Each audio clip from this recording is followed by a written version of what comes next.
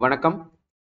Top 10 GK 10 பொது அறிவை இன்னைக்கு பார்க்கலாம். ஸோ இது ஏற்கனவே நம்மளுடைய 100 days 100 ஜிகே அப்படிங்கிற டாபிக்ல நம்ம லைவ்ல பார்த்தது தான். இருந்தாலும் ரெக்கார்டிங் வீடியோக்காக ஒரு விஷயத்தை உங்ககிட்ட நான் சொல்ல போறேன். ஃபுல்லா பாருங்க. சரி, இந்த தலைப்பு பார்த்தீங்கன்னா இந்தியாவுடைய நிர்வாகம், மத்திய அரசுடைய நிர்வாகம் பத்தி தான் இப்ப நம்ம பார்க்க போறோம். 10 ஜிகே கொஸ்டின்ஸ் தான் வரும். 12th ஸ்டாண்டர்ட்ல இருக்கக்கூடிய இந்திய அரசியலமைப்பு அந்த பகுதியில இருந்து பார்க்க போறோம். முதல் கேள்வி, இந்தியாவின் அரசியலமைப்பு தலைவர் யார்?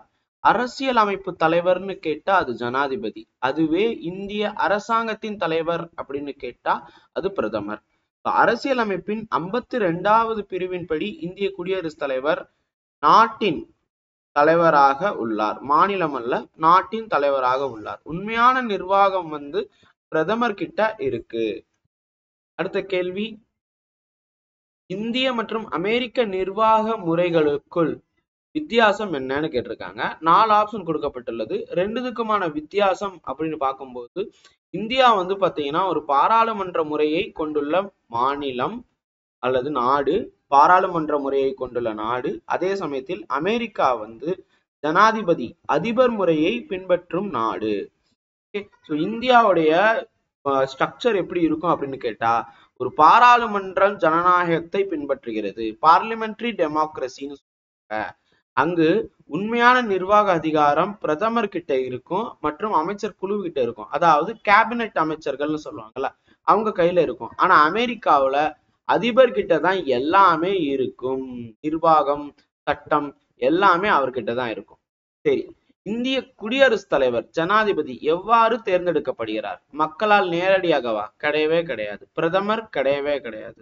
உச்சநீதிமன்ற நீதிபதி தான் பதவி பிரமாணம் செய்து வைப்பார். ஆனால் யாரெல்லாம் தேர்ந்தெடுக்கப்படுகிறார் அப்படின்னு கேட்டா, நேரடி தேர்தல் மூலியமாக மக்களின் பிரதிநிதிகளாக இருக்கக்கூடிய ராஜ்யசபா, லோக்சபாவுடைய எம்பிக்கள் மற்றும் எல்லா மாநிலத்துல இருக்கக்கூடிய எம்எல்ஏக்கள்.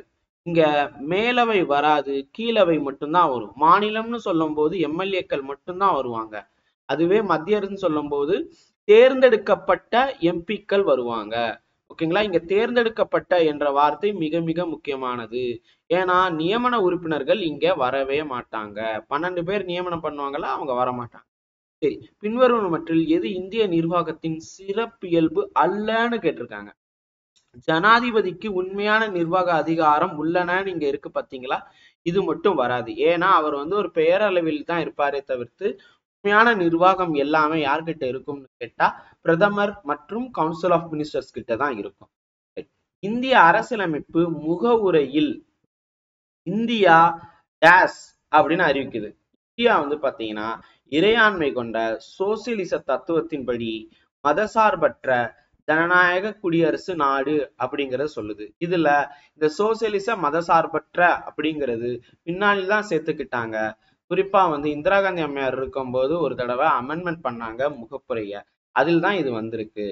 சரி, அடுத்தது இது பத்தின ஃபுல் டீடைல்ஸ் நம்ம வீடியோல சொல்லியிருக்கேன், அதை பாருங்க. நெக்ஸ்ட் இந்திய குடியரசுத் தலைவருடைய பதவி காலம் 5 ஆண்டுகள். பிரிவு சரத்து 56 படி இந்திய குடியரசுத் தலைவர் 5 வருஷம் பதவியில இருப்பார். பட் இருந்தாலும் இன்னொரு குடியரசுத் தலைவர் வர்ற வரைக்கும் அவர் இருப்பார். அடுத்த கேள்வி, இந்திய குடியரசுத் தலைவரை யார் தேர்ந்தெடுக்கப்படுகிறார்? யாரால் தேர்ந்தெடுக்கப்படுகிறார்? எம்பி, எம்எல்ஏக்கள் கொண்ட தேர்தல் குழு மூலியமாக தேர்ந்தெடுக்கப்படுகிறார்.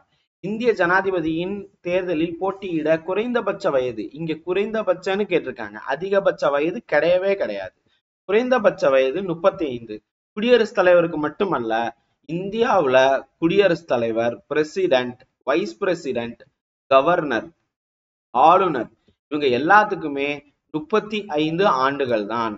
மினிமம் 35 ஏஜ் ஆயிருந்துச்சுன்னா அவங்களால இதுல போட்டியிட முடியும். அடுத்த கேள்வி, ஜனாதிபதி தேர்தலில் பயன்படுத்தப்படும் வாக்களிப்பு முறை என்பது என்ன? ஒற்றை மாற்றத்தக்க வீதாச்சார பிரதிநிதித்துவ வாக்களிப்பு முறை, சிங்கிள் டிரான்ஸ்பரபிள் ஓட்னு சொல்லுவாங்க. மோஸ்ட்லி ப்ரொபோர்ஷனல் ரெப்ரசன்டேஷன் தான். அடுத்த கேள்வி மற்றும் இறுதியான கேள்வி, இந்திய குடியரசுத் தலைவருக்கு பதவி பிரமாணம் செய்து வைப்பது யார்? இந்திய தலைமை நீதிபதி, சீஃப் ஜஸ்டிஸ் ஆஃப் இந்தியான்னு சொல்லுவாங்க. ஸோ சப்போஸ் அவர் இல்லாத பட்சத்துல, அதாவது தலைமை நீதிபதி இல்லாத பட்சத்தில் யார் வருவாரு அப்படின்னு கேட்டா சுப்ரீம் கோர்ட்ல இருந்து சீனியர் மோஸ்ட் ஜட்ஜ் தான் வருவாரு. இந்த தகவல்கள் உங்களுக்கு பிடிச்சிருந்துச்சுன்னா, இந்த மாதிரியான இன்ஃபர்மேஷன் வேணும்னு நினைச்சீங்கன்னா தொடர்ந்து கற்பதை ஏஎஸ் ஃபாலோ பண்ணுங்க. கற்பதை ஏஎஸ்ல 100 நாள் 100 பொது அறிவு அப்படிங்கிற ஒரு தலைப்பு இருக்கு. அதுல நிறைய தகவல்கள் நான் சொல்லுவேன். தினமும் நீங்க படிச்சுட்டு வாங்க, கண்டிப்பா கிளியர் பண்ண முடியும். நன்றி, வணக்கம்.